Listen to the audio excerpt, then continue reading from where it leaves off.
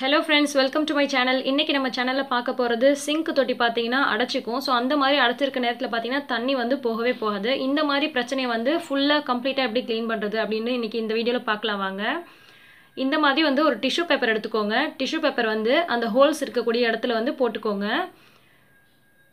இந்த மாதிரி போட்டு இது நல்லா வந்து அழுத்தி விட்டுடுங்க. அழுத்தி விட்டுட்டு இதுல வந்து 2 ஸ்பூன் வந்து பேக்கிங் சோடா போட போறோம். இது வந்து டைரக்ட்டா போடும்போது பேக்கிங் சோடாவோ இந்த வினிகர்லாம் போடும்போது அது வேஸ்டா போய்டும். சோ வந்து டைரக்ட்டா போடாம இந்த மாதிரி டிஷ்யூ பேப்பர் வச்சிட்டு இது மேல 2 ஸ்பூன் வந்து பேக்கிங் சோடா போட்டுக்கோங்க. பேக்கிங் சோடாக்கு அப்புறமா 2 ஸ்பூன் வந்து கல்லுப்பு போட போறேன். கல்லுப்பு வந்து பாத்தீங்கன்னா சீக்கிரமா இது வந்து இது பண்ணாம இது நிறுத்து இதோட அந்த அடைப்பை வந்து க்ளீன் பண்றதுக்கு ரொம்ப ஹெல்ப் பண்ணும். இதுக்கு மேல 1/2 டம்ளர் வந்து வினிகர் ஊத்த போறேன். வினிகர் ஊத்துனதும் பாத்தீங்கன்னா அந்த பேக்கிங் சோடாவும் வினிகரும் சேர்ந்து கொஞ்சம் நுரைச்சி வரும்.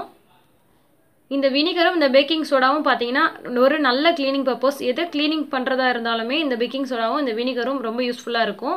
இந்த மாதிரி ஊத்திட்டு இத வந்து ஒரு 1/2 அன் ஹவருக்கு அப்புறமா நீங்க எடுத்துருங்க. 1/2 அன் ஹவருக்கு அப்புறம் பாத்தீங்கன்னா அந்த உப்பெல்லாம் கரைஞ்சு நமக்கு அந்த பேக்கிங் சோடாலாம் கரைஞ்சு இது வந்து நல்லா போய் ஊறி போயிருக்கும்.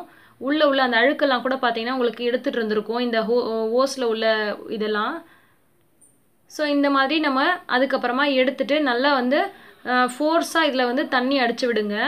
ஃபோர்ஸா வந்து தண்ணி அடிச்சு விட்டு நம்ம க்ளீன் பண்ணும்போது மறுபடியும் வந்து அடைப்பு வந்து ஏற்படாத மாதிரி கரெக்ட்டா இருக்கும். இத வந்து நீங்க ஒரு 2 வீக்ஸ் அல்லது 1 மந்த்க்கு ஒன்ஸ் நீங்க இந்த மாதிரி செஞ்சாலே போதும். மத்தபடி நீங்க நார்மலா எப்போதுமே வந்து வெசல் வாஷ் பண்ணும்போது நீங்க க்ளீன் பண்ணிட்டீங்க அப்படினாலே உங்களுக்கு நல்லா இருக்கும். எப்படி ஜூம் பண்ணி காமிக்கிறேன் பாருங்க. எந்த அளவுக்கு வந்து க்ளீனா இருக்கு. உள்ள வந்து ஒரு சின்ன அழுக்கு கூட இல்ல.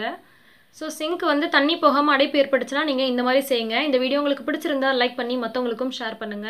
இன்னும் பல சூப்பரான பெஸ்ட் டிப்ஸ் அண்ட் ஐடியாஸ் உடனுக்குடன் தெரிஞ்சுக்க ஆஸ் தமிழ் சேனலை சப்ஸ்கிரைப் பண்ணுங்க. எல்லா புகழும் இறைவனுக்கே. நன்றி.